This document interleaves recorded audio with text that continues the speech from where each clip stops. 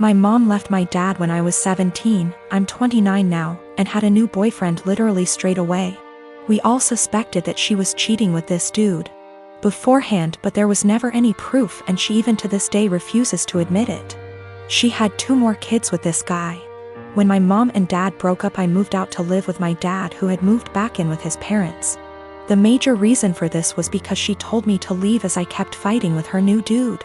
I really did not want to deal with a new guy in my mom's life, and I was really upset that she didn't give a shit about how much pain my dad was in. When she told me to leave, something in me changed, and I am still unable to forgive her.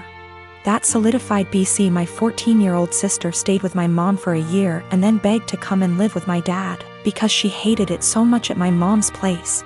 And my sister and mom were close, so for my sister to feel that way, it must have been bad. Since I was 18, my grandparents kept pushing me to start a business. BC. I liked to tinker and had built a few specialized tools for a niche construction industry that my dad was in, and they saw potential in me. They gave me a lot of money as an investment. Actually, their mortgaged their house, that's much they believed in me, and basically, I majorly lucked out and managed to land some national contracts at 24 that turned into more than a few millions of dollars over a few months when the business boomed. The profit trajectory has risen since then, and basically, I'm living a life I never thought would be for a schmuck like me. I moved my dad, sister, and grandparents out to the East Coast a couple years back, and we've started a new life.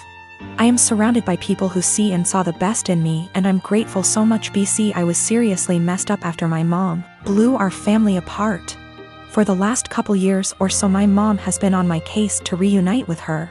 She is getting increasingly more insistent that I go visit her and her boyfriend and kids, and keeps trying to guilt trip me because my sister has a much more privileged life now and my younger 2 half-siblings don't. She keeps telling me that even if I don't forgive her, I should look out for the kids as they're innocent in all this. She made her bed and she can lay in it, but the guilt eats me alive sometimes. I just can't forgive her though. My brother-in-law has always been a bit of a ruckus. Just a very jolly guy, used to be a hard-partied when I first knew him, but not so much now.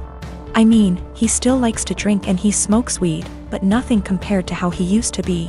He stays in the basement apartment, which is a full apartment, separate from ours, with a kitchen and bathroom, etc. In our house ever since he lost his apartment. He has never really been able to keep a good job, no college education, and also ADHD. And we live in NYC, so affording rent is impossibly hard lately. This was supposed to be a temporary thing for him, out of desperation because he lost his apartment.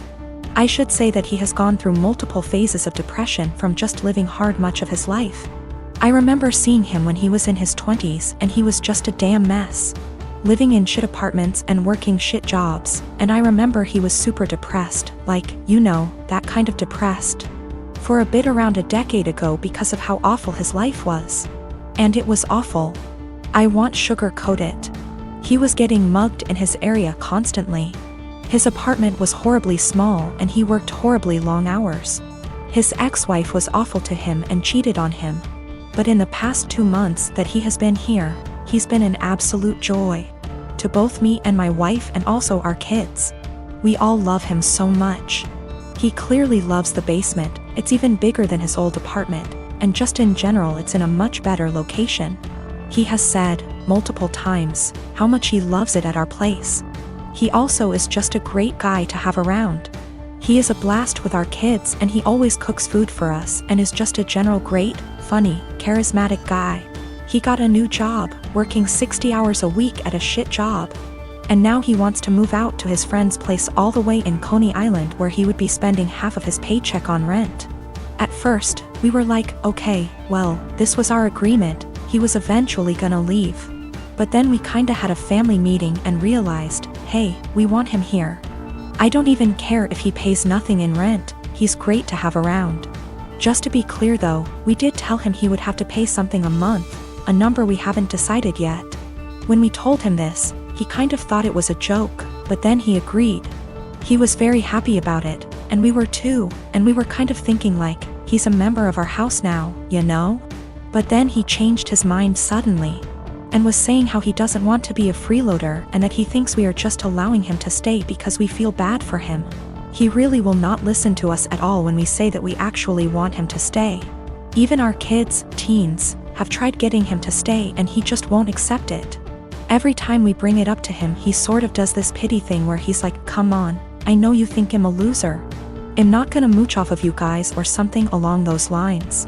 It's been around 2 weeks, and he just kind of feels bad about it. It is absolutely a pride thing for him. He technically plans on moving out in the next few weeks, but we really want him to stay. And we know that he would love to stay. I feel like there is really no chance this is some kind of deep down he hates it here kind of situation. This is 100% a pride thing for him. I am 20 years old. I moved out on my 18th birthday and never looked back. I mostly moved out due to how strict my parents were. When I say strict, I don't mean something like home by 10 p.m. I mean, I wasn't allowed to have friends older than me, even by a few months. I wasn't allowed any guy friends. If I had a project to work on at school and got partnered with a guy, my mom would tell my teachers to make me do it alone. I was only allowed on my phone if someone, mom or dad, was there to monitor what I was doing. Weekdays my bedtime was 9 p.m. and weekends 9:30 p.m. I could only have sleepovers if it was at my house, and all of my friends have to be questioned to make sure they were clean, meaning they didn't have boyfriends, no tattoos, went to church, you get it. So you can imagine, I had literally 1 or 2 friends. By 18, I didn't have any plans, I just packed my stuff and left. My parents weren't happy and tried for months to get me to come home, but I didn't plan on it. Anyways, I landed a damn good job and was able to get my first apartment shortly after. My friend is over at my house almost every day with her boyfriend and we just hang out.